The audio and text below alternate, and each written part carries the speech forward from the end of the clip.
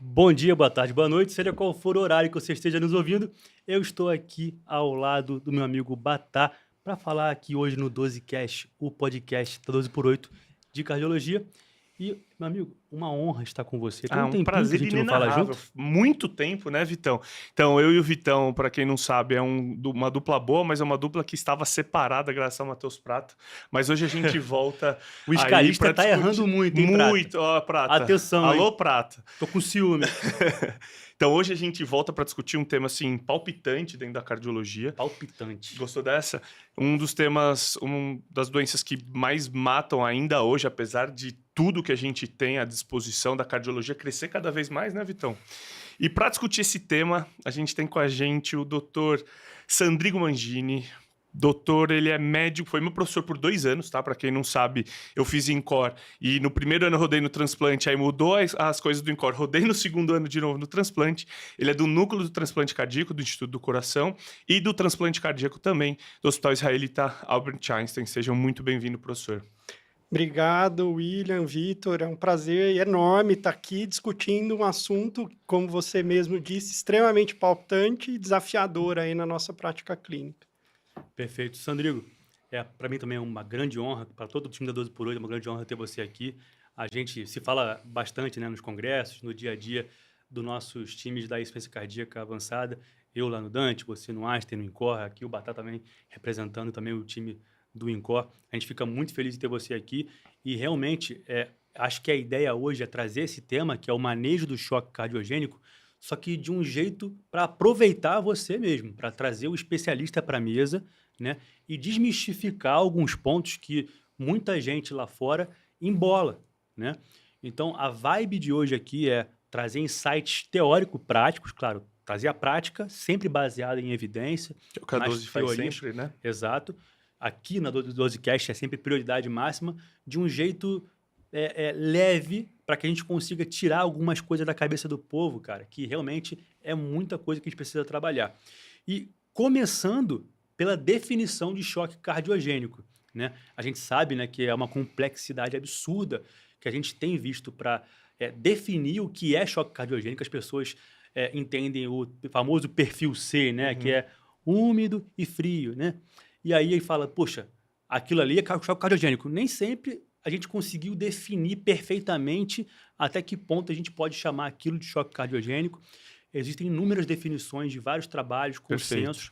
Tanto que em 2022 tivemos aqui da ISLHT, né, ISHLT, que é a Sociedade de Transplante de Pulmão e Coração, que fez uma conferência com mais de 50 membros para poder tentar definir algumas task forces, né, para poder falar, olha, choque cardiogênico é isso, o time tem que ser composto por isso, o tratamento é esse, né? Olha só como é que é complexo, teve que juntar pessoas do mundo inteiro para fazer esse tipo de definição, né? Não, e é muito interessante, Vitão, você falar nisso, porque assim, se a gente vai ver os trabalhos de choque cardiogênico, então, por exemplo, a gente tem ABP Shock, que é um estudo gigante, o próprio Shock Trial, no contexto de infarto agudo. As definições entre os trabalhos é diferente. E um trabalho para pressão sistólica menor que 90 por mais de 30 minutos. O outro não usa índice cardíaco, mas não usa pressão de oclusão da artéria pulmonar. Lactato maior que 2, mas a gente sabe que o paciente com choque cardiogênico que já tinha uma IC crônica, às vezes o lactato é a última coisa que vai subir nele, né? Porque ele já tem um limiar anaeróbio um pouco maior do que um paciente normal, né? Que infarta do nada e entra em choque cardiogênico. Uso de uma ou duas drogas. Exatamente. Né? Então, ou o PA sistólica maior que 90. Não, a gente sabe que, às vezes, o paciente hipotensão e choque não são sinônimos. Às vezes, o paciente tá chocado e não tá hipotenso. Às vezes, o cara na IC, classional 1, paciente no ambulatório com disfunção ventricular importante, classional 1, ele tem uma PA 80/60. E ele não tá em choque, ele tá no ambulatório conversando com você e vai para casa com a esposa. Então, professor, sei que é muito difícil, porque no livro é muito fácil, né? É quando a gente tem um colapso circulatório e o coração não consegue mandar oxigênio adequadamente para os tecidos. Mas como a gente definiria adequadamente choque cardiogênico? na sua visão, né? Claro. Acho que esse, para começar, é um desafio muito grande. Aqui é né? fogueira, Começamos aqui assim, é fogueira, né? aqui é fogueira. Então vamos lá. Historicamente, os números fizeram a base do racional. Então, 90 era o número básico aí para a gente raciocinar como pressão.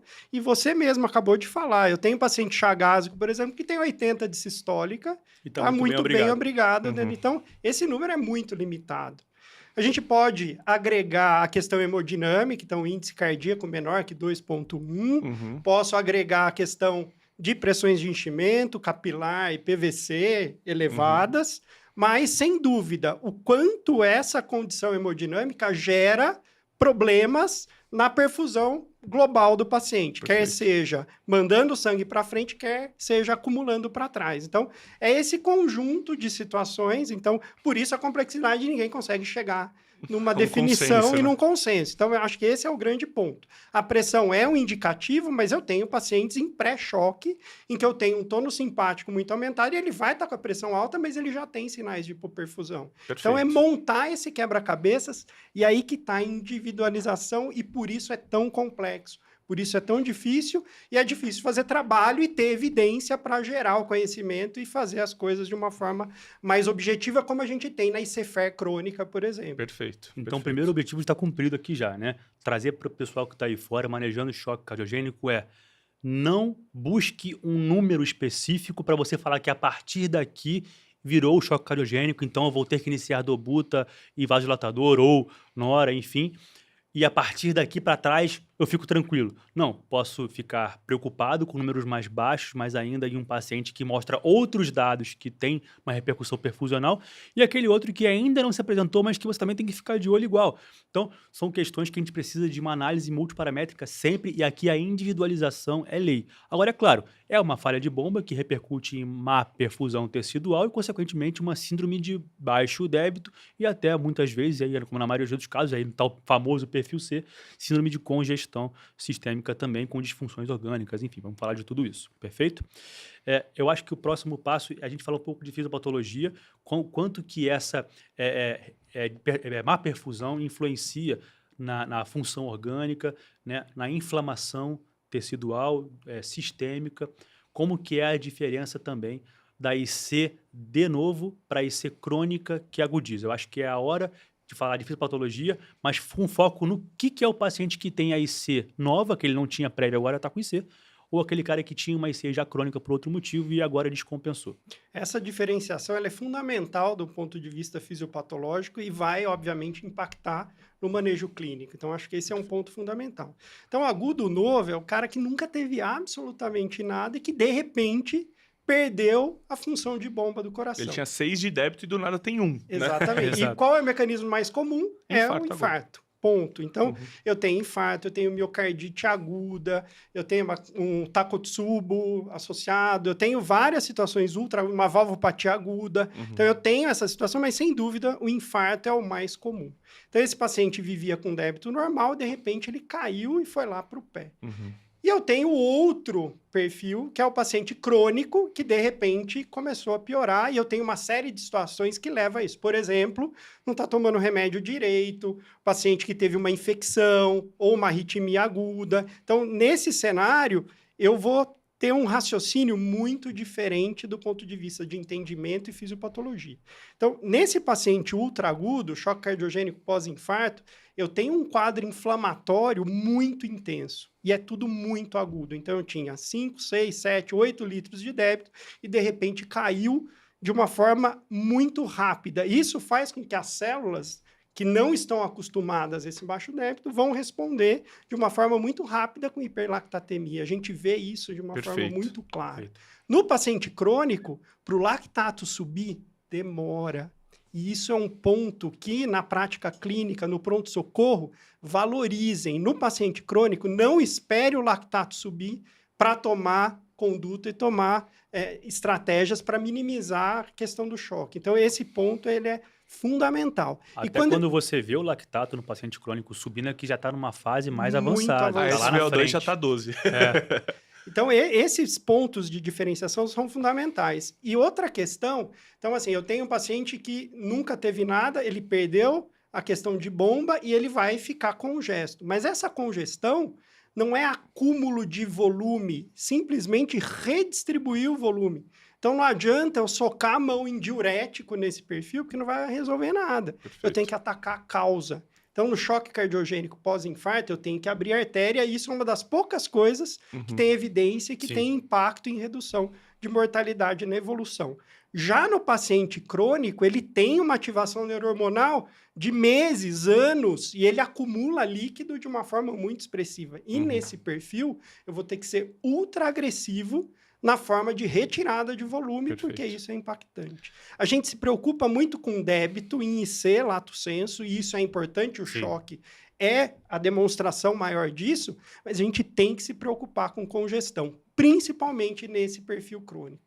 E muitas vezes a gente procrastina as intervenções em relação Perfeito. à descongestão do paciente, principalmente o crônico, e isso é muito impactante. Não, a gente vai falar um pouquinho mais na frente de avaliação volêmica, mas o senhor tocou num ponto muito importante, que a gente não, acho que ele não está congesto, acho que assim, avalie bem a congestão do seu paciente, faz um POCUS, vê, cava, né? Então, assim, a gente tem hoje a avaliação multiparamétrica justamente para isso, para auxiliar a gente. Se a gente for escolher a coisa mais difícil da clínica médica, como um todo, é a avaliação volêmica. Mas nesse nosso paciente, isso é extremamente importante. E o paciente crônico, ele não dá os sinais clássicos Não de dá. congestão que a gente Ah, observa. estertora. O paciente que infarta, estertora em 1 segundo, né? Exatamente. E metade dos nossos pacientes crônicos não vai estertorar e a gente vai ter uma Perfeito. pressão capilar pulmonar elevada. Então, isso é um ponto muito importante. Não espere do exame físico todas as informações para definir, e por isso eu tenho que ir além do exame físico. Então, tudo que eu tiver à disposição vale a pena. O BNP vale a pena.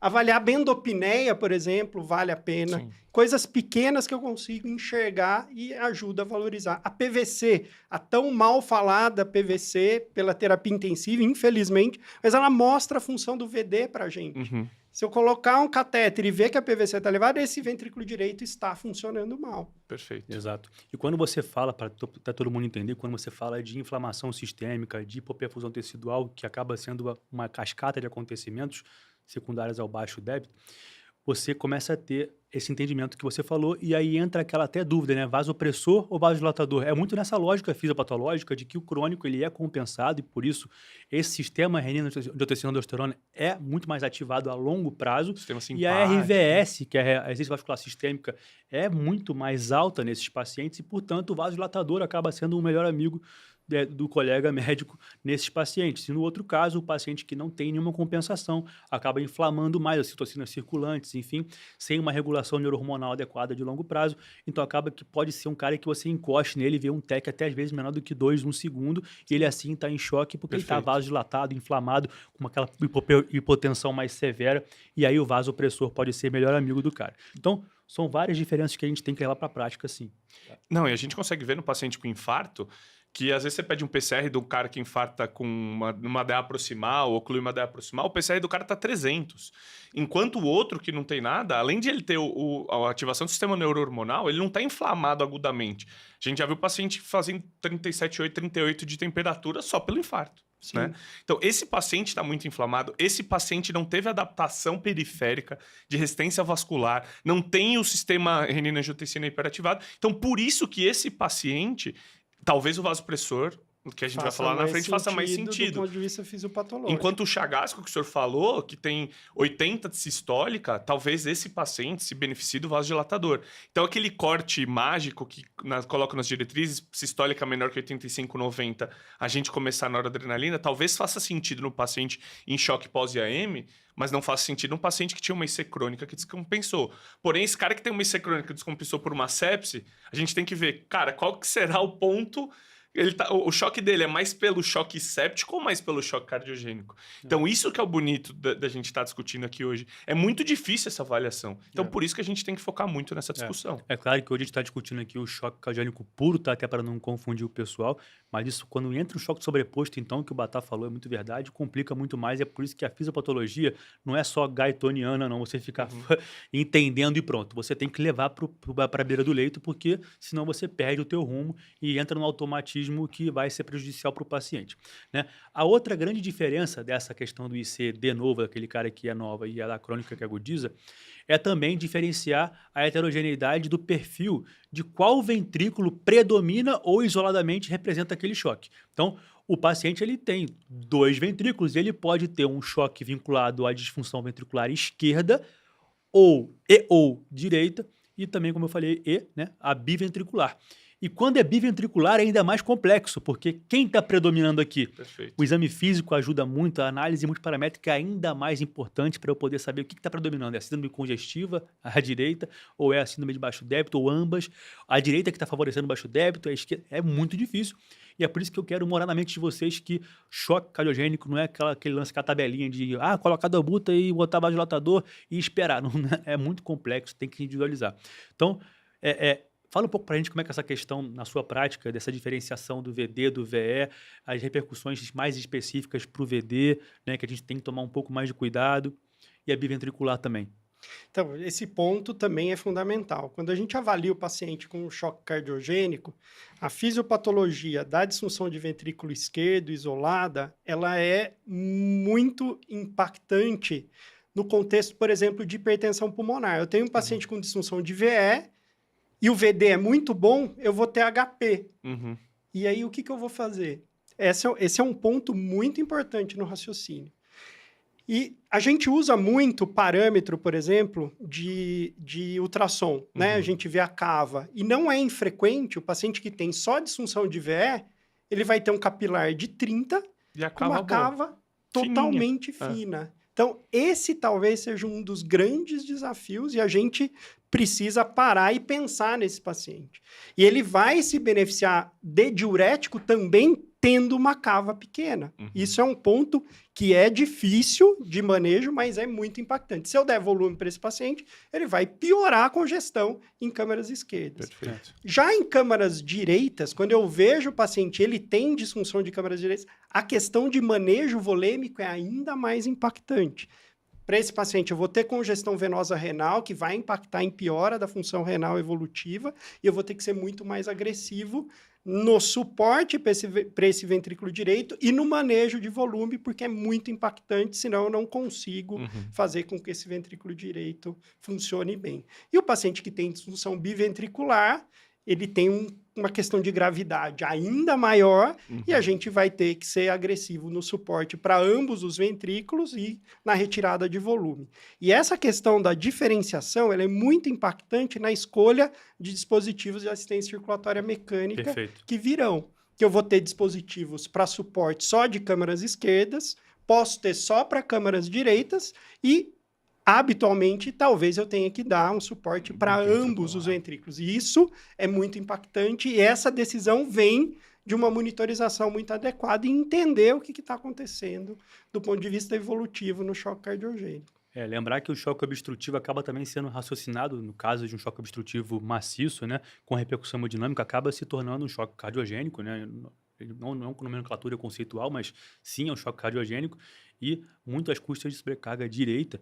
E você tem que pensar também que as coisas podem ser além da dobuta, lembrar dos diagnósticos diferenciais que podem ocorrer para esse paciente também entrar em falência direita. Então, sempre as causas vão ser fundamentais, também além do infarto, que a gente está colocando muito em voga aqui, também não deixa de ser, né, uma IC de novo. Então, para esse paciente também específico, lembrar do diagnóstico do TEP também, que é muito vinculado a um pulmão limpo e uma síndrome de congestão direita.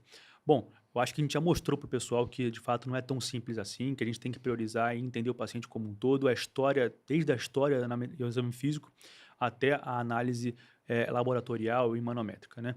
Enfim, acho que agora a gente pode partir para o que todo mundo quer, que é começar a brincar do passo a passo do manejo de choque cardiogênico, que acho que é por isso que a gente está aqui. A gente fez um briefing aqui da complexidade do que a gente vai falar a partir de agora, mas acho que o foco do podcast é exatamente esse, né, Batá? E aí acho que a gente começa a falar o que é esse passo a passo, né? Eu quero que vocês concordem comigo ou não, mas conversando com o Sandrigo aí pelos corredores da vida, vamos dizer assim, a gente tem uma ideia na cabeça de que é interessante que você divida em alguns passos esse teu manejo do paciente choque cardiogênico. Primeiro seria a avaliação hemodinâmica. E eu não estou falando aqui de falar de perfil hemodinâmico, não, né? Quente, úmido. Até isso me estressa um pouco, tá? Vou te falar. Mas tudo bem, vamos trazer um pouco mais de complexidade para isso. A análise multiparamétrica para avaliação hemodinâmica. Depois a gente fala de ventilação invasiva ou não e até a oferta de O2 para esse paciente, quando você vai indicar e em quais casos. Depois a gente fala da das análises volêmicas para esse paciente. Esse paciente está euvolêmico, hipovolêmico, hipervolêmico, qual que é o perfil que esse paciente tinha prévio, ele já era descompensado, crônico descompensou, é agudo, enfim. E depois a gente passa para as aminas vasoativas para entender se vale a pena começar a dobuta agora, se eu preciso entrar na hora antes, ou se já cabe botar dobuta com vasodilatador, se eu não boto nada, enfim, todo esse contexto. E por último, caso a refratariedade esteja na nossa mão, esse paciente evolua mal após tudo isso, a gente começa a pensar em dispositivos da ciência ventricular, seja ele de direita, esquerda ou até biventricular, de acordo com o quanto de débito que aquele paciente está demandando, até para eu entender em que passo a passo ele está. Vamos lá, então, primeiro para avaliação hemodinâmica, eu acho que antes de começar com o passo a passo de exame complementar e de exame físico e anamnese, falar um pouquinho do SCAI, que eu acho que o pessoal confunde também um pouco do que é o SCAI, que tem sido muito falado já há um tempo, mas agora está ganhando mais força nos trabalhos, nos congressos, enfim. Acho que vamos falar um pouquinho do que é o SCAI, como ele ajuda a estratificar esse risco para começar a trabalhar nesse passo a passo. Então, a classificação da SCAI, ela trouxe um impacto prognóstico. E aí, né? a E eles SCAI, conseguiram... SCAI, né, galera? Isso, não é não é SCAI de SCAI céu, não, hein? Pelo amor de Deus. É da Sociedade de Cardiologia Intervencionista. Então, assim, acho que esse ponto, ele conseguiu, através desse racional ABCDE, que vem da oncologia e tudo mais, até na própria IC crônica a gente usa, e eles conseguiram mostrar o impacto prognóstico dividindo os pacientes nesses estágios. Então, o estágio A seria aquele paciente que tem, por exemplo, um infarto ou que tem uma miocardiopatia, que tem, então, um risco de evoluir para o choque cardiogênico. O B é aquele paciente que começa a dar os sinais, mas ainda eu não tenho a hipoperfusão propriamente dita. O C, eu já tenho a hipoperfusão, o D é aquele paciente que está piorando, e o E seria o paciente que está morrendo em pouco tempo. Fazendo uma analogia com o Intermax, né, que a gente perfeito. traz Eu também faço sempre muito, essa analogia.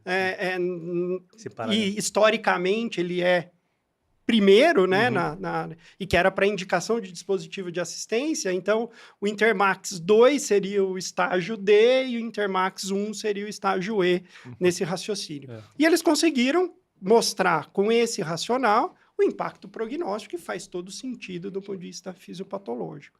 E esse paciente em que eu tenho o estágio B, talvez seja o momento do pré-choque e que, em grande parte, eu não consigo enxergar tão claramente isso. E esse talvez seja o grande desafio na prática clínica para eu evitar que ele evolua para os outros estágios. Exato. Então, esse talvez seja o grande desafio na prática clínica, principalmente do paciente crônico. O que é muito importante pensar no SCAI é porque isso define prognóstico, já que a gente está falando de estratificação do risco desse paciente, evolução do choque, e a visão de dinamicidade desses estágios. Então, tipo, ele teve um evento lá no A de arriscado, né? Ele teve um evento, mas está compensadinho. No B, mesmo que ele não tenha má perfusão, ele está taquicardizando, a pressão já está caindo, ele está trazendo mecanismos compensatórios para aquela evolução de disfunção.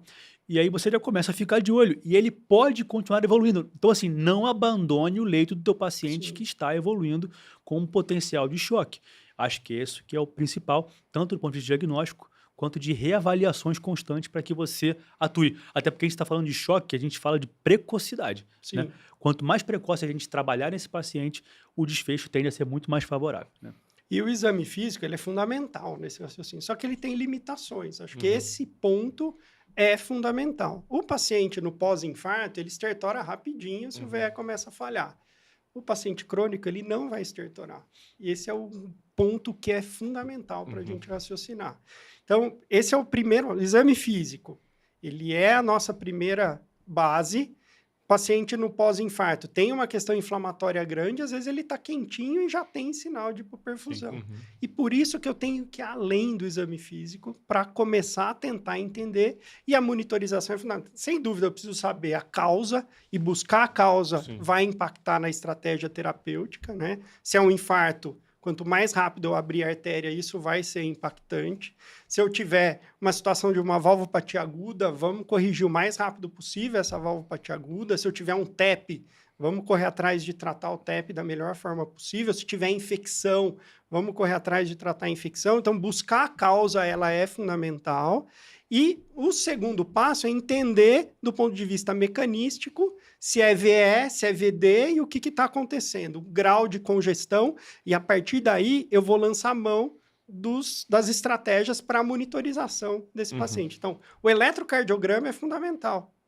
No primeiro Perfeito. momento, para eu excluir uma síndrome coronariana aguda, e ele pode te dar dicas de outras situações, por exemplo, de um tamponamento. Eu vejo baixa voltagem Uma extrema, arritmia, ou né? uma arritmia aguda. Então, o eletro é fundamental. E no próximo passo, esse paciente precisa ser muito bem monitorizado. Precisa escolher exames para ver o que está acontecendo. Então, gasometria faz todo sentido nesse perfil de paciente mais grave. Função renal, fígado, hemograma para ver anemia, infecção. Então, eu tenho que montar esse quebra-cabeças e o próximo passo é, vendo que esse paciente não está evoluindo bem, eu vou ter que invadi-lo de alguma forma. Eu tenho outras formas não invasivas. Então, ultrassom de tórax é interessante para ver congestão. O ultrassom para ver o coração, ver tanto débito cardíaco como pressões de enchimento. Perfeito. E não é só a cava, que é o detalhe aí que eu acho que é fundamental. Então, Por favor, pelo a amor de Deus. relação E-linha, ela é importante, apesar de ter várias discussões. Se o paciente tiver FA, por exemplo, você já perde completamente. Então, o Acurado. desafio para você avaliar câmaras esquerdas é maior.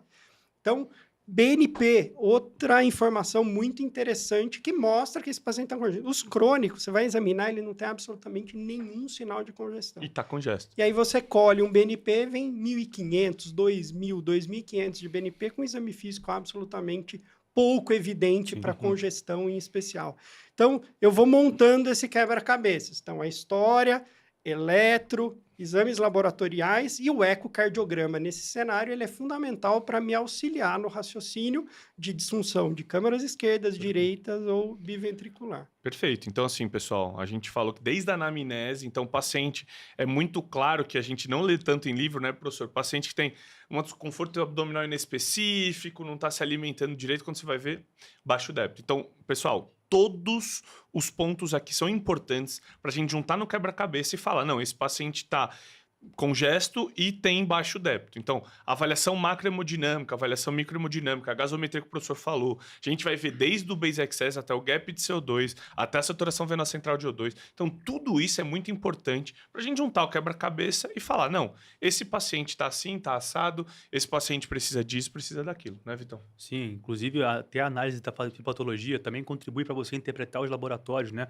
A gente sabe que o predomínio da disfunção renal na injúria cardiorrenal é muito devido à congestão venosa, o tamponamento venoso renal.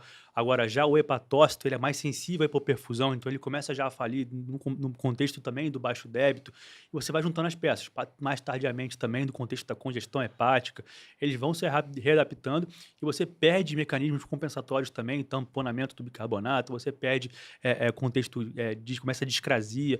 Então, é uma série de fatores que vão prognosticar. Então, tem 3 pontos, basicamente, que a gente tem necessidade para poder fazer essa análise multiparamétrica. Muitas vezes a gente já vai ter mais ou menos o diagnóstico na cabeça, a gente às vezes já sabe o que aconteceu com o paciente, só com o eletro, por exemplo, a gente não quer saber se é infarto ou não, a gente já sabe, né? Mas a nível de prognóstico, é importante eu ter uma troponina, é importante eu ter um BNP, né? Então, é o diagnóstico, é o prognóstico, né? Até o próprio POCUS. Muitas vezes, quando tem é claramente um paciente que está fazendo TEP, por exemplo, eu não quero diagnosticar a disfunção do VD, eu sei que ele tem disfunção do VD, uma bela ausência jugular patológica, tem um fígado até palpável, não estertora, tá bonitinho, tem uma insuficiência tricúspide, poxa, tá muito claro, está hipoxêmico, né? E aí eu vou fazer um POCUS para poder ver se tem disfunção do VD? Não, está muito claro. Agora, qual que é a gravidade dessa disfunção do VD? Né? E, claro, outros diagnósticos diferenciais, entender a repercussão que aquilo está causando a nível de quantificação, né, dos valores do POCUS. E, como você falou, e aí a gente entra aqui como até fã, né? Caso as questões exijam um entendimento ainda maior, você monitorizar com catéter de artéria pulmonar, o famoso Swan-Ganz, que não saiu de moda, tá, pessoal? Isso Pelo amor não de saiu Deus. de moda. Eu queria que você explorasse um pouquinho mais isso, você já falou, deu uma falada, mas eu queria que você falasse um pouquinho dessa repercussão ruim que o Swan-Ganz ganha em alguns serviços ou alguns entendimentos. Fala da importância desse catéter, pelo amor de Deus, aí pra gente. Então, quando a gente tenta entender choque cardiogênico, sem dúvida, o catéter de artéria pulmonar é a base para o raciocínio que vai levar em consideração débito cardíaco, índice cardíaco e pressões de enchimento. E o padrão ouro para essa definição é o catéter de artéria pulmonar. Mas a pergunta que fica, será que a gente tem que passar em todo mundo? Essa é a discussão. E o estudo ESCAPE, uma publicação histórica aí de 2005, Respeitamos muito. mostrou que não precisamos passar catéter de artéria pulmonar em insuficiência cardíaca descompensada lato sensu. E nesse estudo, critério de exclusão era exatamente o choque cardiogênico. Para esse perfil de população, eu não preciso passar catéter de artéria pulmonar de uma forma habitual. Mas quando o meu paciente começa a evoluir mal e eu não sei o que está acontecendo, eu ter a melhor informação possível pode impactar, obviamente, na melhor estratégia terapêutica. Então, isso é muito importante do ponto de vista conceitual. Precisamos passar em todo mundo? Não. Mas nesse primeiro momento, aquele paciente em que eu faço tudo de forma menos invasiva e a despeito de tudo que eu estou fazendo, eu não consigo entender ou o paciente está evoluindo mal, isso pode ser muito impactante do ponto de vista de definição da situação e, obviamente, impactar na estratégia terapêutica. Então, o Swan-Ganz, nesse perfil de população, que é a mais grave, que eu preciso da melhor informação, ele pode ser muito impactante. Obviamente, de formas não invasivas, eu consigo trabalhar e eu começo por isso. Passar um catéter central já me dá muita informação. PVC. Eu vou ver PVC, que todo mundo fala mal em terapia intensiva, mas ela mostra que o VD não está funcionando bem. É diferente do choque séptico, em que a PVC tem muito pouco impacto, porque todo mundo tem a PVC normal ali. Perfeito. Agora, no choque cardiogênico, se eu tenho uma PVC elevada, isso mostra que eu tenho um comprometimento de ventrículo direito associado. Então, é que esse as pessoas ponto é querem uma fundamental. informação única, assim, elas querem, não, essa informação vai me dar tudo, e não é isso. A gente está querendo mostrar para vocês justamente isso, né, professor? Que isso é um quebra-cabeça. Então, tudo bem, a PVC tá tanto, mas como tá a pressão de oclusão da artéria pulmonar? Como tá esse VO2? Como tá o gap de CO2? Como que tá o meu tempo de enchimento? Enfim, tudo isso são coisas que vão juntando, né? E a avaliação do capilar, ela é complicada do ponto de vista não invasivo. Principalmente no paciente. O agudo, ele vai esterturar, você já sabe que ele está congesto. O crônico, a gente se assusta com uma frequência muito grande e vê o paciente, examina, não tem nada de congestão, mas ele não tolera decúbito de uma forma bastante frequente. E aí, o que acontece? Eu vou lá, vejo a PVC, ela está baixinha, e o paciente tem um BNP estourado, eu passo o catéter de artéria pulmonar e ele tem 30 de capilar. E o exame físico é extremamente pobre. E se eu usar métodos não invasivos, por exemplo, se o paciente tem FA, E-linha não vai me ajudar. Os monitores não invasivos, eles não conseguem me mostrar o que está acontecendo com o capilar. Então, para esse paciente, que é o mais grave, eu tenho que ter um cuidado muito grande em relação a isso, e o catéter de artéria pulmonar muitas vezes me dá a luz que eu estou precisando para entender a melhor estratégia terapêutica. Isso sem contar no choque misto, né, professor? Que o paciente está infectado, você não sabe o que está predominando mais, você não sabe como que está a resistência vascular sistêmica desse paciente. Né? Eu vou mais para o polo noradrenalina ou o polo niprídeo. Então, isso eu tenho certeza que se a gente fizesse estudo nesse perfil de paciente que a gente está conversando aqui, certeza não, que é muito forte. Mas assim, eu acho muito provável que a gente teria benefício. E outra, não, mas o paciente vai precisar, talvez, de transplante cardíaco em terapia futura. O paciente vai ter que ter uma avaliação hemodinâmica. Então, a gente vai ter que saber quando está a resistência vascular pulmonar do paciente, a capilar pulmonar, a diastólica pulmonar. Então, tudo isso vai ter que ser estudado para a gente ter uma na mão e falar, não, esse paciente, talvez isso seja melhor, um dispositivo de longa seja melhor, ou um HeartMate, enfim, qualquer coisa do tipo.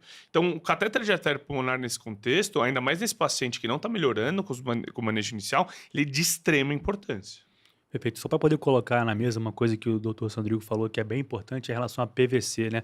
As pessoas intensivistas, inclusive, esquecem muito, ignoram muitas vezes a PVC, a importância até não só do diagnóstico, mas da quantificação do seu processo terapêutico, de esvaziamento daquela pressão do ato direito, mas acaba tá sempre na cabeça, né? O POCUS, que eu sou fã, tem grande importância para os nossos pacientes e na terapia intensiva, mas a cava, VEXUS, enfim, alguns métodos ecocardiográficos são limitados do ponto de vista de uma avaliação quantitativa, justamente por isso, porque eles inferem a PVC e muita gente linka com volemia, mas o que eu estou fazendo ali é inferir a pressão arterial direita e não o volume que está ali dentro necessariamente. Então, eu preciso ter muita calma para poder focar num modelo de inferição com um modelo de aferição in loco, que eu tenho ali em paciente que tem simples catéter central alto, que está posicionado na veia cava superior. Então, a PVC, ela pode te auxiliar tanto do ponto de vista diagnóstico, claro, mas ainda melhor, que para mim é o que eu mais uso no meu dia a dia, né, lá no pós-operatório do Dante, é eu botar PVC para acompanhar o meu trajeto terapêutico, entender se ele está tendo resposta ou não, se eu estou liberando aquele ato direito, se eu estou realocando aquele volume para o lado esquerdo, e aí eu vou além. O catéter de artéria pulmonar, a gente falou aqui que não muda a mortalidade, tudo bem, mas lembrar que é uma ferramenta diagnóstica, não é uma ferramenta terapêutica, né?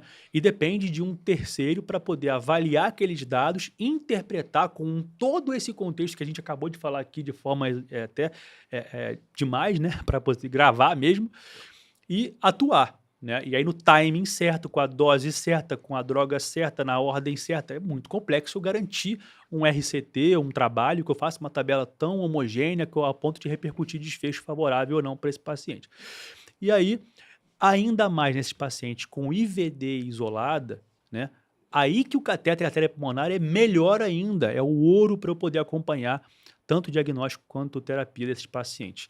Concorda, Sandrigo? Eu tenho uma visão diferente? Perfeito, e isso é muito impactante, como o Batá falou, na avaliação, por exemplo, pré-transplante, né? O quanto eu tenho de hipertensão pulmonar, se eu tenho uma disfunção de VD, é um raciocínio, se o meu VD é normal, é outro completamente diferente, inclusive para indicação de transplante ao dispositivo.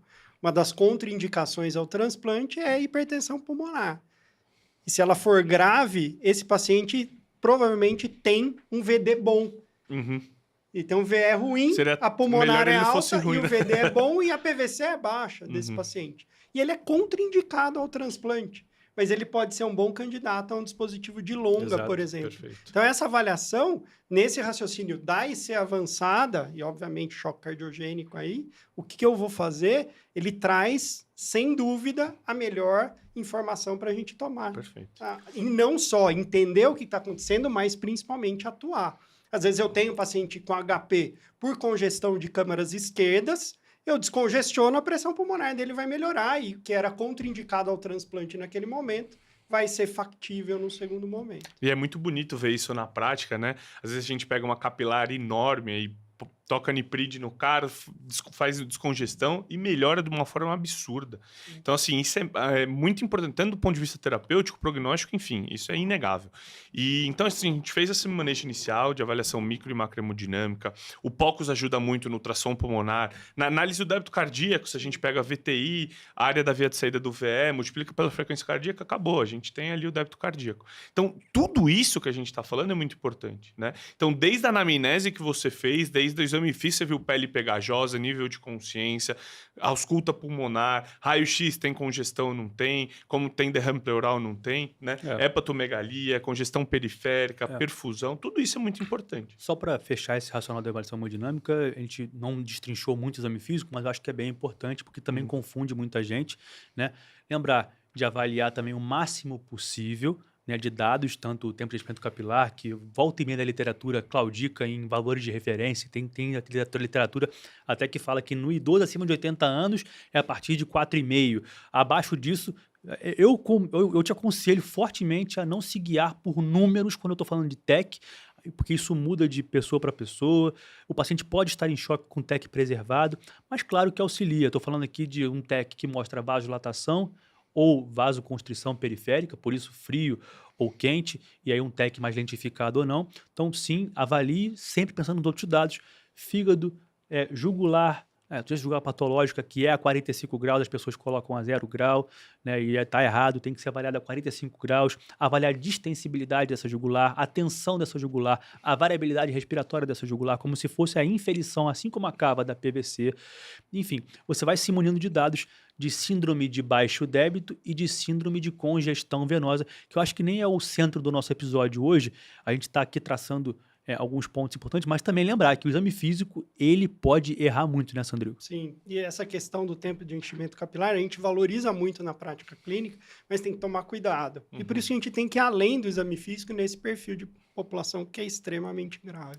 Perfeito. Acho que a gente pode passar para o segundo passo, que também é muito complexo. Então, depois que você se muniu de dados na avaliação hemodinâmica completa, laboratório eletro, tudo que a gente falou aqui, Parâmetros micro e parâmetros micro e macrohemodinâmicos. macrohemodinâmicos e a avaliação também até da manometria, muitas vezes o cateterismo desse paciente para análise invasiva de parâmetros, a gente passa para a análise volêmica, que também é outra pedra no sapato do médico e para o próprio especialista também. A gente erra muito isso no dia a dia porque é muito complexo, mas cada vez mais a gente vê que tem que individualizar, tem que entender muito fisiopatologia para poder classificar aquele paciente como hipo ou hipervolêmico. E isso é muito importante, né, Sandro? Sem dúvida, essa diferenciação do ponto de vista de volemia. Então, congestão é um raciocínio. Então, congestão pode ser de câmaras esquerdas ou congestão sistêmica. Mas, mais do que a congestão, eu preciso saber se o paciente está acumulando líquido. Se ele teve um infarto agudo, o VE disfuncionante, ele vai jogar para o pulmão, ele vai ficar congesto, mas a volemia dele é absolutamente normal na grande maioria das vezes. E nesse perfil de população, eu não necessariamente preciso ser agressivo no manejo de volume. Já no paciente crônico, em que eu tenho ativação neurohormonal extremamente... Ele, além de ter congestão, e que às vezes eu não enxergo no exame físico... Ele tem hipervolemia. Ele tem hipervolemia. E o VD, às vezes, mostra muito mais para a gente isso, e o VE está muito congesto e às vezes o exame físico não consegue mostrar isso. Então, essa avaliação ela é bem complexa, mas acho que as dicas ficam para o agudo novo, o exame físico, principalmente de disfunção de VE, ele fica muito claro e é rápido, mas não quer dizer que o paciente tenha muito volume. Exato. Na verdade, foi uma redistribuição de volume. O que eu preciso fazer? Melhorar a performance, muito mais do que ser agressivo no manejo de volume, diurético e afins. Perfeito. Então, esse paciente eu vou ter que dar o suporte. E no crônico, aí sim, eu vou ter que ser ultra agressivo no manejo de volume. Não, Exato. e se você perguntar para um recém-formado, você dá 2 pacientes, fala para ele auscultar um cara que infartou, que está estertorando até ápice, um cara crônico, para quem que ele vai dar furo? Ele vai dar furo para o cara que estertora. E esse é o desafio e é contraintuitivo. Perfeito. Exato. Então, basicamente, a gente está falando aqui de diferença de congestão para hipervolemia, né? A congestão ela pode ser hipervolêmica ou não. Então, o caso que ele citou aqui é de euvolemia, um status de congestão ainda assim, é o paciente que infartou. Mas o próprio TEP também pode gerar congestão direita abruptamente em um doente que tem um volume circulante efetivo, ou volume circulante total, na verdade, é normal. Então, isso é muito importante diferenciar. Por que acontece com esses caras, né? Ah, é proibitivo fazer furosemida em quem tem congestão euvolêmica? Eu diria que não, mas eu assim, investir, eu diria que você deveria pensar 50 vezes antes. Porque o que acontece? Você, um paciente que infarta, que não tinha nenhuma EIC prévia, e aí ele está com um acúmulo de líquido para trás daquele ventrículo que entrou em disfunção. E aí ele começa a aumentar as pressões de enchimento, e aí você está com um volume todo alocado para trás dali, e você começa a fazer furo, porque protocolos, né, de vários trabalhos, até de cursos, fazem com que você ataque furosemida em qualquer paciente com o tal perfil C, tá? E aí você tira volume abruptamente, você até alivia a pressão de enchimento momentaneamente, só que quando o cara cair na angioplastia primária ou tiver algum outro método de revascularização, trombólise, enfim, você traz uma realocação daquele volume, o volume circulante total acaba se tornando hipovolêmico, e aí você até pode ter encostado a dobutamina, mas ele não vai sair, meu amigo, porque ele vai entrar em perfil L, né? Ele vai acabar tendo uma hipovolemia com hipoperfusão e vão chamar o transplante, porque vai falar assim, aí piora o rim, tá Intermax 3. Aí piora o rim, vão falar que é débito. Na verdade, não. Você tacou furo no cara, às vezes não é débito. Então o cara piora o rim, tanto pelo que o Vitão falou de congestão venosa renal, o cara piora o rim, às vezes porque você tacou furo num cara que não era pra ter colocado furo, e às vezes ele piora o rim realmente por baixo débito. Então nesse paciente que o Vitão falou, às vezes você vai aumentando o buta, nossa, o rim tá ruim, putz, chama o transplante. E era só não ter feito tanto furo. Diferente do paciente crônico, né? Porque tirar todo mundo tira, né, Sandrigo? A furosemida é o mais emocionante falar dela. Sim. Eu concordo, eu gosto muito, tá, galera? Muito, de sou fãzaço. Usando Muito. na hora certa. A questão é que depois, quando você tira o volume e você revasculariza, você relaxa. E aí o cara não sai da dobuta por hipovolemia e você não consegue tirar aquela dobuta. É difícil mentalizar que você tem que naquele doente que estava em choque há horas ou dias atrás, fazer volume, né? E aí começa aquela história de 250, aí o cara não anda e fica ali arrastado mesmo, né? E assim, os guidelines, eles trazem para fazer a prova de volume, né? Faça, o paciente está Sim. hipotenso, faça 250 de volume. Mas a grande maioria dos pacientes está congesta. Esse é o ponto. Exato. Então, se fosse apostar, bet, vamos lá, vamos apostar. A maioria vai estar congesta. Só que eu tenho que entender a fisiopatologia da congestão para aí sim atacar da melhor forma. E a monitorização faz uma diferença abissal, principalmente nesse paciente agudo novo, que é muito desafiador e que a mortalidade é muito maior, inclusive, do que o crônico que descompensa. Então, para esse perfil, eu tenho que ser ultra rápido. Sim. E entender a fisiopatologia e dar o melhor suporte, porque ele não aguenta desaforo. E a monitorização ajuda até no diagnóstico de complicação mecânica do infarto, Sim. né? Então, eu tenho um salto de mais de 10% da saturação na pulmonar. Então, tudo isso vai ajudar a gente, né? Sim. E a questão agora é a gente também reforçar o entendimento de por que a gente fala que o entendimento volêmico é muito importante. Primeiro que você pode fazer um ganho de débito com atitudes simples, né? E até rápidas, como até fazer volume, se necessário, para aquele paciente, né? E com 500 ml, depois de uma avaliação também com provas de fluido-responsividade, seja por alterações respirofásicas ou por contorno de onda de pulso, por débito e VTI, como você quiser, você consegue entender se de fato merece ou não volume e você atuar simplesmente a curto prazo e ter um ganho de débito para um doente que precisa muito com coisas simples e às vezes você até postergar elevações de doses de aminas, que é o que a gente vai falar no próximo. Porque você também, o próximo passo é avaliar as aminas vasoativas, né, seja vasodilatador ou vasopressor ou até inotrópico, você encaixar uma amina vasoativa em um paciente que está muito congesto ou muito hipovolêmico, você pode demandar energia exacerbadamente e promover até um avanço daquela disfunção e, consequentemente, do choque. Então, tem que ter um ambiente mais estável possível, não é fácil. A gente pode até fazer as duas coisas juntos, né, Sandrigo? A gente não está te obrigando a fazer... Não, eu não vou começar a amina tal porque eu preciso entender volemicamente antes 100%. Não. A gente está falando aqui de passo a passo, mas é claro que a gente pensa tudo meio que junto. E você pode, claro, iniciar uma droga para poder evitar a má perfusão secundária àquela hipotensão. Mas já pensando em ajustar a volemia para aquela amina encaixar direitinho, né? E aí eu estou falando de aminas vasoativas, Sandrigo, que é o próximo passo, o terceiro passo, né? A gente acabou não destacando tanto a parte da ventilação, a gente pode trazer um briefing no final, né? Porque, claro, tem que ser vista também, mas aqui acho que o foco hoje é trazer o contexto das aminas, da hemodinâmica, enfim, da volemia, porque é isso que demanda muito mais para a gente. Então, agora focando em aminas, Sandrigo, quais são os destaques para você? Então, acho que entender a fisiopatologia auxilia muito no raciocínio em relação à melhor forma de manejar esses pacientes. Então, no agudo novo, eu tenho um componente inflamatório muito grande e é tudo muito rápido. Nesse perfil de população, faz sentido usar o vasopressor para segurar essa queda de pressão, que é muito comum, e queda de hipoperfusão. E, em paralelo, eu vou segurando e bem provável que eu precise associação de um inotrópico que vai me auxiliar nessa melhora da performance. Então, eu seguro um pouco a periferia, que vai fazer com que eu segure a questão inflamatória, eu vou melhorar a performance e, no contexto do choque cardiogênico pós-infarto, eu vou tentar abrir a artéria o mais rapidamente possível e aí eu vou monitorizar e entender o que eu preciso evolutivamente. Isso pode culminar no dispositivo de assistência circulatória mecânica. Já no paciente crônico, eu tenho um componente de vasoconstrição, então um aumento da resistência vascular sistêmica muito grande associado. E nesse perfil, mesmo aquele paciente hipotenso, ele pode se beneficiar de uma forma contraintuitiva muito de vasodilatador, mesmo em pacientes com pressão que não seria o racional óbvio, que seria o paciente hipertenso para tomar vasodilatador. Eu tenho várias séries que mostram, nesse perfil de população crônica, em avaliação para transplante, inclusive, em que eu usar vasodilatador em pressão mais baixa, inclusive, abaixo de 90 milímetros de mercúrio, eu posso melhorar o prognóstico desses pacientes. Mas para eu fazer isso, eu tenho que ter uma excelente monitorização para ter muito cuidado.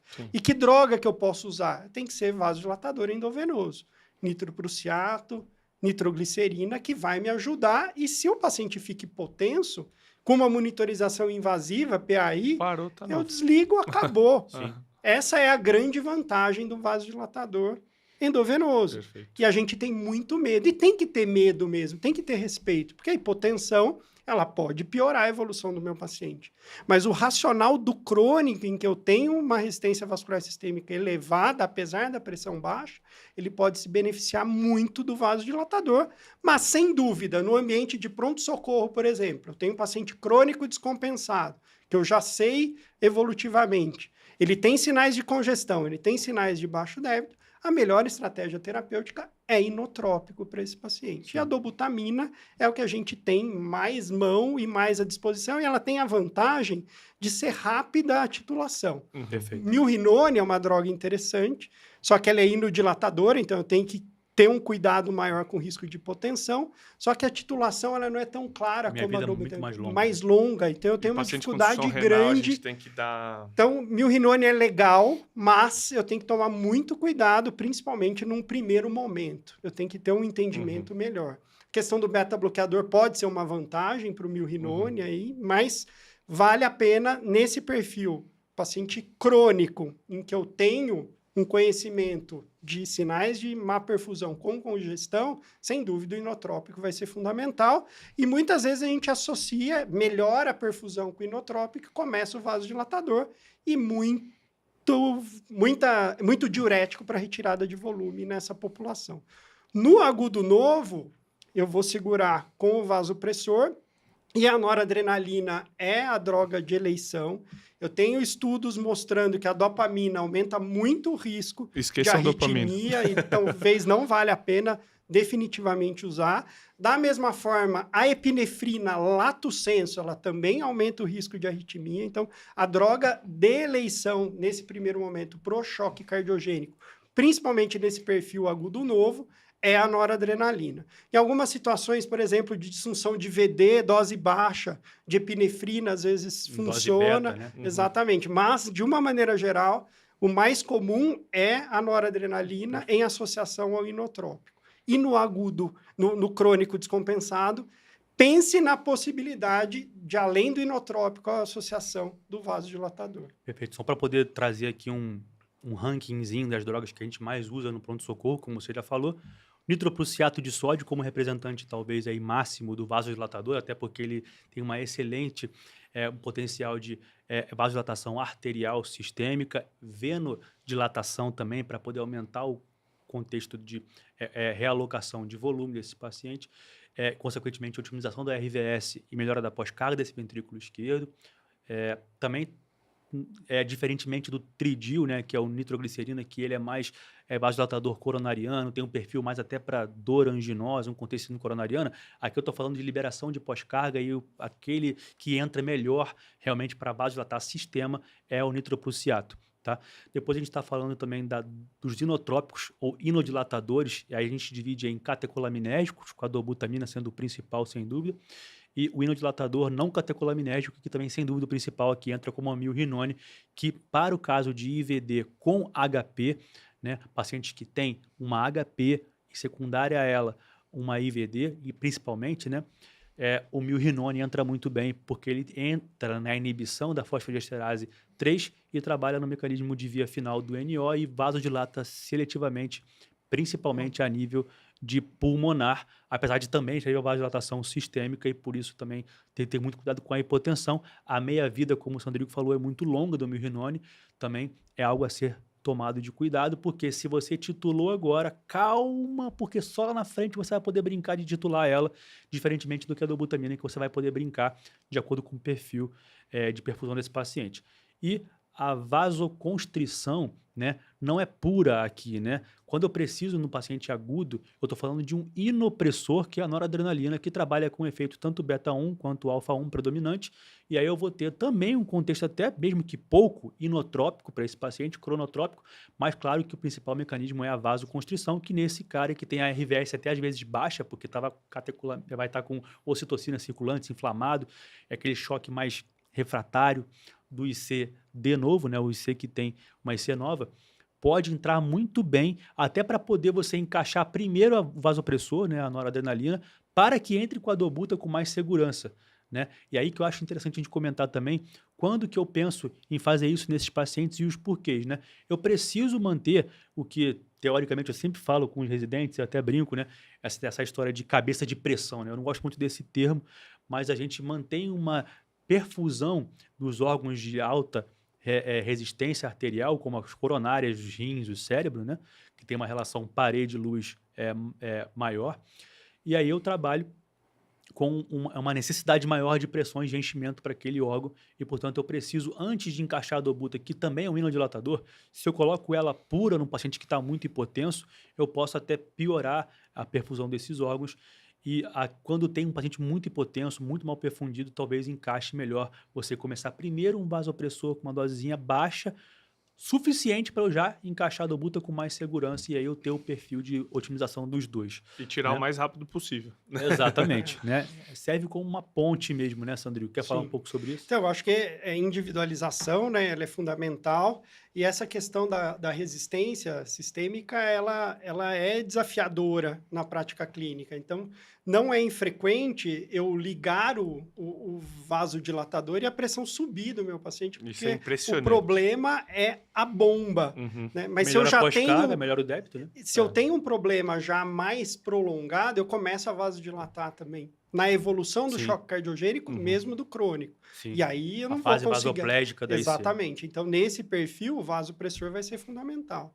Né? Então, acho que é muita individualização e o mais importante aqui é estar do lado do paciente da melhor forma Sim. possível monitorizado. Então, pelo menos uma PAI e um catéter central. sim. Isso já me ajuda muito a manejar esse paciente e com as informações, tanto Perfeito. hemodinâmicas, macro, micro e a evolução do paciente, eu vou conseguir dar um melhor suporte. A gente canetava sempre assim, paciente sem sinais de congestão direita e esquerda, parâmetros micro e macro hemodinâmicos estáveis. Então isso tem que estar bem, assim, com essa frase você já resumiu como que está o paciente, assim, de uma maneira absurda. Lembrar que aqui, né, a gente não está mirando uma PAM com a nora, né, no contexto do choque séptico, por exemplo, que a gente mira um número ali, né, que está muito mais do que documentado de benefício.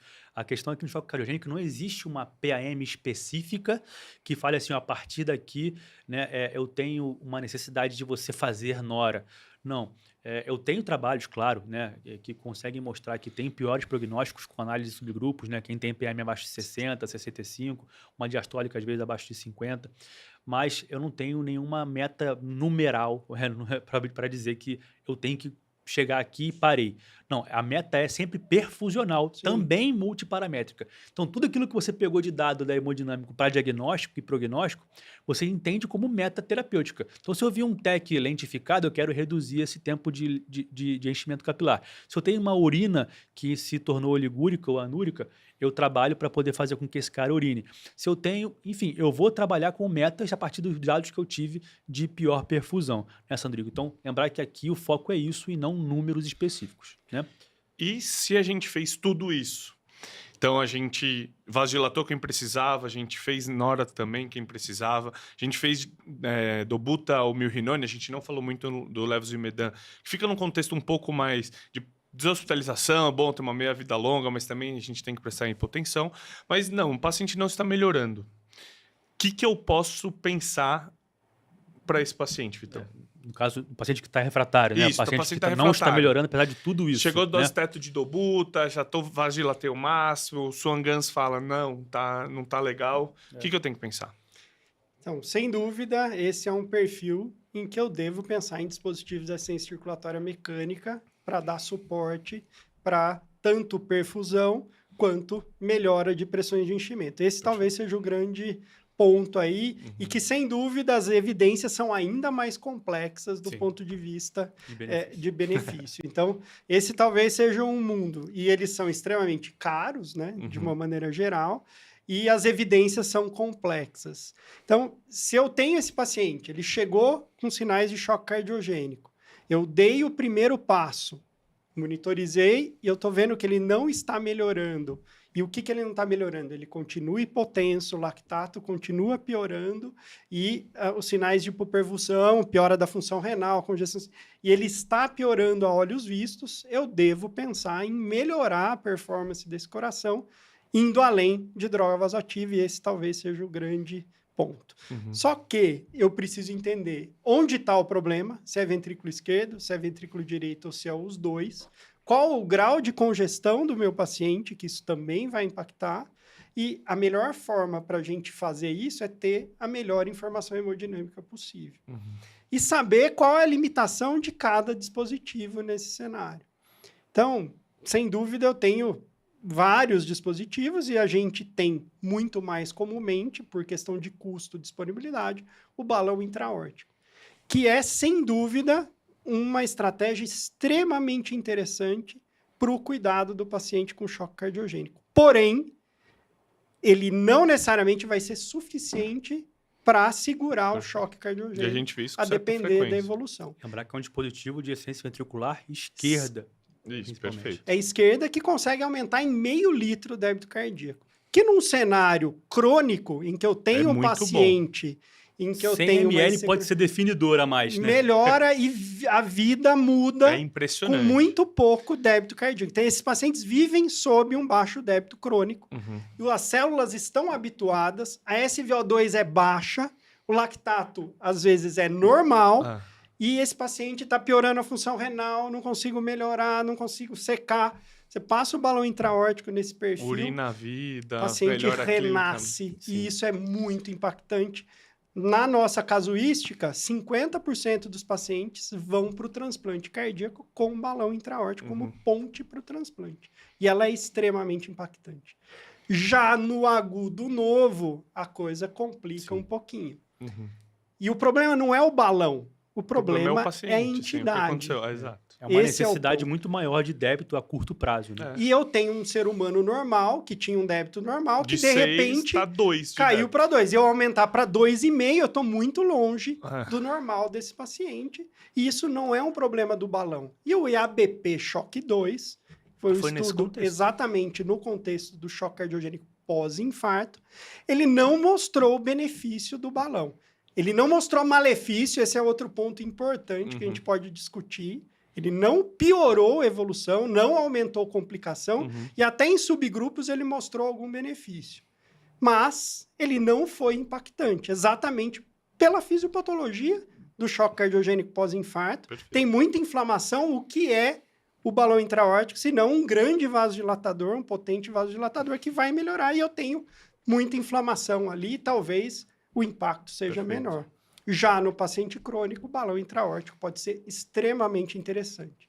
Se eu tiver disfunção de VD, talvez o impacto do balão intra-aórtico seja muito menor. Sim, uhum. Isso a gente vê na prática clínica também. Se o paciente tiver FA, frequência muito alta, a performance vai ser comprometida do balão intra-aórtico. Então, tomem cuidado em falar mal do balão Por intra-aórtico. favor. Não, a gente Principalmente adora, né, em professor? quem trabalha com paciente crônico na avaliação pré-transplante. Então, isso é um ponto fundamental. Eu tenho outros dispositivos. E aí eu tenho que entender qual é a minha hemodinâmica. Se o paciente está morrendo e eu vi que ele tem pós-parada, disfunção de ventrículo esquerdo, ventrículo direito, eu passar o balão intra-aórtico, posso até passar, Mas não mas vai a me chance ajudar de em dar nada. certo é pequena.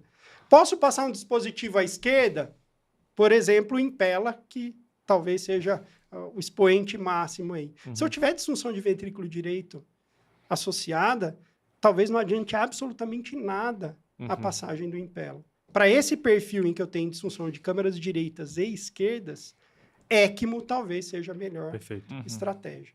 E a evidência da ECMO? Temos o estudo ECLS Choque, que não mostrou o benefício de ECMO no contexto do choque cardiogênico pós-infarto. Mais um estudo negativo. Mas aí, quando a gente vai olhar o estudo, várias discussões, e talvez a principal seja a questão da população Estudado. de extrema gravidade, uma grande monta desses pacientes pós-parada, com comprometimento neurológico, e no choque cardiogênico pós-infarto, o que, que acontece?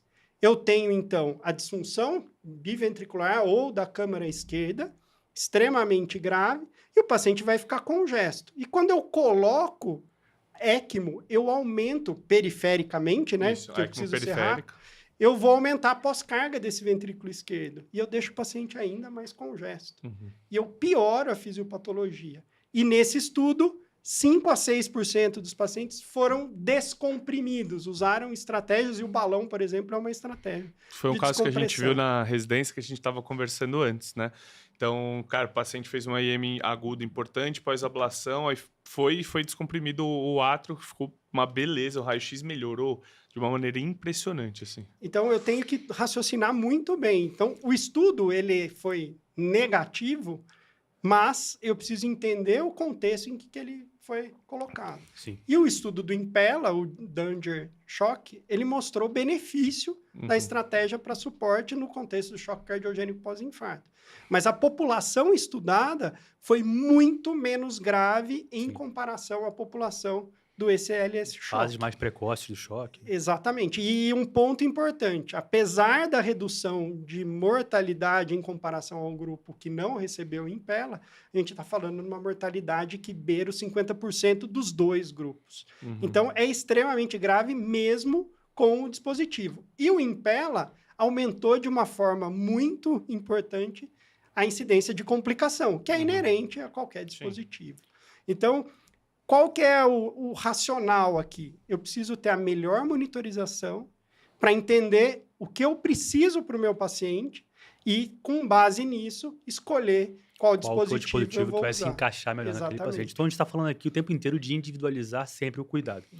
Sandrigo, acho que a gente conseguiu trazer para o pessoal perfeitamente Não, acho que foi ótimo. todo esse passo a passo. É claro que cada um dá um podcast isolado, né? Mas eu acho que a visão hoje é desmistificar alguns mitos, né? E a gente trazer aqui agora o que eu iria só para fechar o episódio, né? Depois a gente conversa um pouquinho, mas dar a sua opinião geral desse assunto e começando pela importância do Shock Team, né? Qual que é a importância do Shock Team no contexto do paciente em choque, que a gente sabe que, como a gente está vendo que é complexo, merece até um time de pessoas para poder pensar naquele paciente. E considerações finais para esse episódio, Sandrigo. Então, resumindo aí, né, o racional, acho que passa muito pela monitorização do paciente, a melhor possível dentro do meu contexto, e ter um time voltado que entenda o que está acontecendo com o meu paciente e consiga escolher a melhor forma de tratar. Então, esse conceito de time de choque talvez seja uma das poucas coisas que tem alguma evidência de benefício nessa discussão toda isso, né? que a gente traz, né? E o que seria esse time de choque? Então, eu tenho um paciente que chega com choque cardiogênico no hospital. A primeira linha é, se possível, mandar o paciente para hemodinâmica para eu entender se é um choque cardiogênico pós-infarto. Eu vou fazer a coronariografia e vou entender o que dá para abrir. De preferência, se é multiarterial, abrir a artéria culpada, essa é vazar. outra, e vazar, exatamente. Esse é outro ponto. E se ele não tiver nada na coronária, eu já monitorizo esse paciente e eu vou entender o que está acontecendo. E aí o intensivista que está dando esse suporte junto com o hemodinamicista vai ajudar a tomada de decisão. Então começa por aí. Se eu tiver algum especialista em insuficiência cardíaca, isso vai agregar. E se eu tiver um cirurgião junto que possa auxiliar aí, talvez na passagem da ECMO, isso também vai ser extremamente impactante. Com a melhor informação hemodinâmica, eu vou entender qual a melhor estratégia se eu não melhorar com essas estratégias iniciais de droga vasoativa e de suporte ventilatório e de suporte volêmico. Então, nesse primeiro momento, esse time de choque evoluindo o paciente e tendo a melhor informação, a gente vai decidir se vale a pena passar ECMO, se vale a pena passar o balão, ou passar o balão, ver o que vai acontecer com a passagem do balão e a partir daí definir se eu vou para o Impella, se eu vou para a ECMO, ou se ele vai ficar bem e ele vai voltar para a UTI com esse time tendo a decisão. Perfeito. Então, o time de choque ele é muito impactante tendo a melhor informação hemodinâmica. Eu acho que as duas dicas aqui, né? Se a gente puder levar alguma coisa, fique do lado do paciente. Esse é o grande desafio. Que as coisas Pega são... a cadeirinha e senta lá. Vai ter que sentar. E aí vai ter os exames, vai ter você pegando na mãozinha e tendo as Gota informações. por gota ali naquela sonda. E se você tiver SVO2, isso vai agregar. Se tiver PAI, isso vai agregar. E se nada disso estiver funcionando, sem dúvida, o catéter de artéria pulmonar vai te ajudar.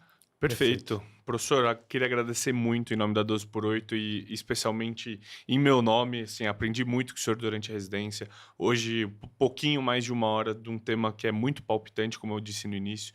É um tema, é uma condição que mata muito, mas cada vez mais a gente tem estudo, a gente está correndo atrás e a gente está melhorando muito isso. Então, queria agradecer mais uma vez a presença do senhor, ao Vitão, que me é a dupla. Palavras finais, Vitão. Não, Sandrigo, cara, sensacional. Já conheço o Sandrigo também de outros lugares, então a gente já tem uma amizade interessante. Cara, muito obrigado pela sua participação aqui no 12Cast. É uma honra ter essa visão sua também de fora, de outros serviços, Mais que convidado para próximos, para né? complementar toda uma noção sobre esse tema tão complexo. Foi certamente enriquecedor para mim, para o Batá e para todos que ouviram. E volte sempre, por favor, aqui no 12Cast para poder falar de cada um desses pontos que a gente conversou aqui. É isso, professor. Só posso agradecer, assim, e fico muito contente de ter feito parte aí da formação do William, né? De ser muito próximo do Vitor em várias circunstâncias da vida aí.